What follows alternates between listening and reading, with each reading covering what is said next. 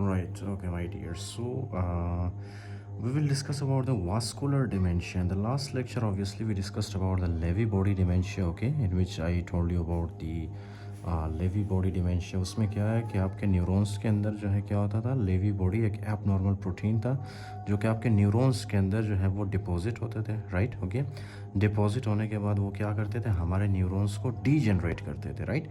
Degenerate होने के बाद क्या क्या फीचर्स आते थे, I discussed with you in the last lectures. Okay, so now we will discuss about the vascular dementia. Now listen very carefully. Vascular dementia नाम से ही पता है आपको, या मतलब नाम से ही आपको पता चल रहा है कि this is very obvious. It is because of some blood vessel. Okay, let me explain for you. Very basic. Okay, आपको पता है आपके पूरे बॉडी के अंदर जो है ब्लड वेसल्स है, राइट. आपके बॉडी के अंदर कितना ब्लड है? अगर if you are for example a male, so आपके बॉडी के अंदर एटलीस्ट 5.5 लीटर्स ऑफ ब्लड होगा, राइट.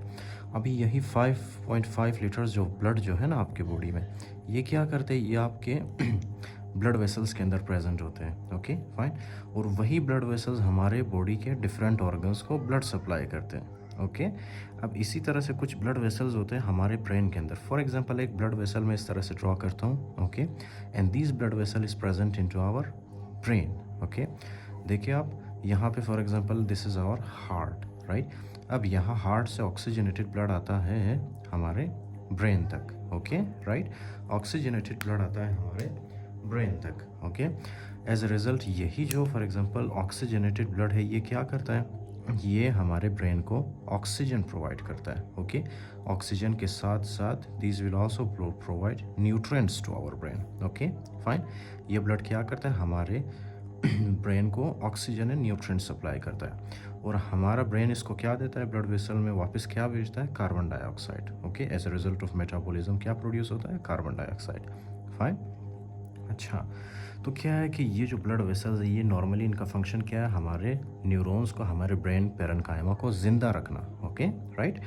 अब क्या है, due to some pathological reason क्या होता है कि ये जो आपके पास ब्लड वेसल है, राइट, ये ब्लड वेसल में क्या होता है, ब्लड वेसल में for example there might be some kind of pathology जिसकी वजह से ये ब्लड वेसल्स जो है हमारे जो ब्रेन पेरेन्काइमा है ना, उनको properly nutrition and oxygen supply होना बंद हो जाता है, राइट. ओके, जिसकी वजह से क्या है कि हमारे ब्रेन पेरेन्काइमा, हमारे न्यूरॉन्स को properly oxygen and nutrient supply नहीं होता, right.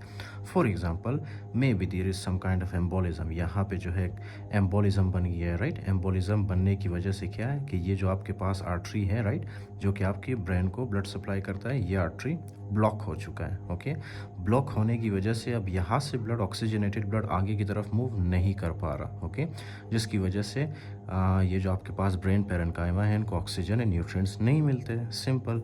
As a result brain parenchyma के अंदर जो न्यूरॉन्स होते हैं, राइट, ये जो न्यूरॉन्स होते हैं, functional cells of central nervous system और नर्वस सिस्टम, राइट, ये न्यूरॉन्स क्या होते हैं, these neurons will die with time. Okay, ये न्यूरॉन्स क्या होते हैं, they will degenerate or they will die.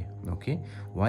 Because of lack of oxygen and nutrients, these neurons will die, especially in the cortical area and subcortical area.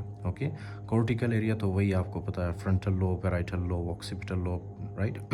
उसके अलावा जो आपके पास है for example subcortical area, उसमें आपका जो है थैलेमस वगैरह आता है. Okay, right. So the rest of the things will see in the book actually. Case के अंदर जब वास्कुलर डिमेंशिया होता है, राइट, वास्कुलर डिमेंशिया मतलब वेसल्स इन्वॉल्व होता है उसमें. Okay, right. There is some kind of pathology in the vessel and that is why now the oxygen supply and nutrient supply is blocked to the neurons of the brain. Okay, fine. अब इसकी वजह से क्या क्या pathologies आती है, let me discuss with you guys. Fine. अच्छा, so where is that, या it is here. Let's discuss it here. Okay, this is the vascular dementia.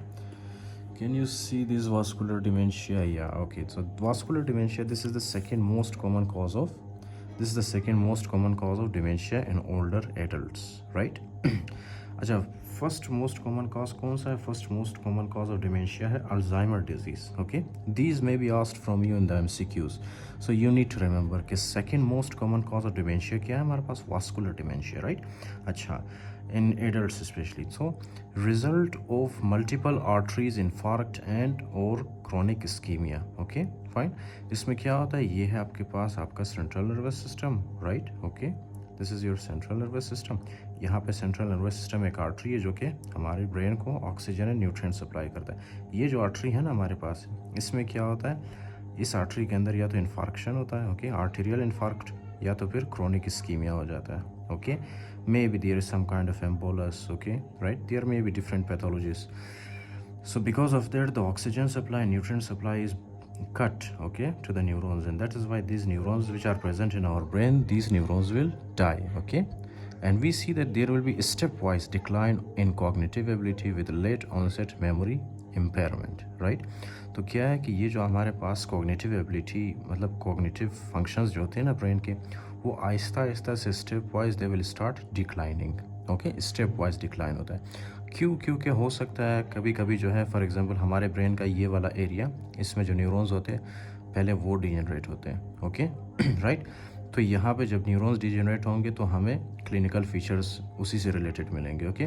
Then after some time ये वाला जो आपके पास ब्लड वेसल है, these will be okay fine, ये ठीक हो जाता है। उसके बाद यहाँ पे एक इन्फार्क्ट बन जाता है, okay. As a result of that यहाँ पे कोई एम्बुलस वगैरह बनता है जिसकी वजह से ये ब्लड वेसल ब्लॉक होता है, और यहाँ पे जो न्यूरॉन्स होते हैं उससे आगे, राइट, वो न्यूरॉन्स क्या होते हैं, those neurons will degenerate, okay. जब वो न्यूरॉन्स डिजेनरेट होंगे after some time, so we will see clinical feature related to that, okay. So we will see stepwise decline in the cognitive ability with late onset memory impairment, right. अच्छा, तो MRI और CT scan जब हम करते हैं तो हमें क्या मिलता है, मल्टीपल कोर्टिकल एंड और सब कोर्टिकल इन्फार्क्ट्स, ओके, राइट।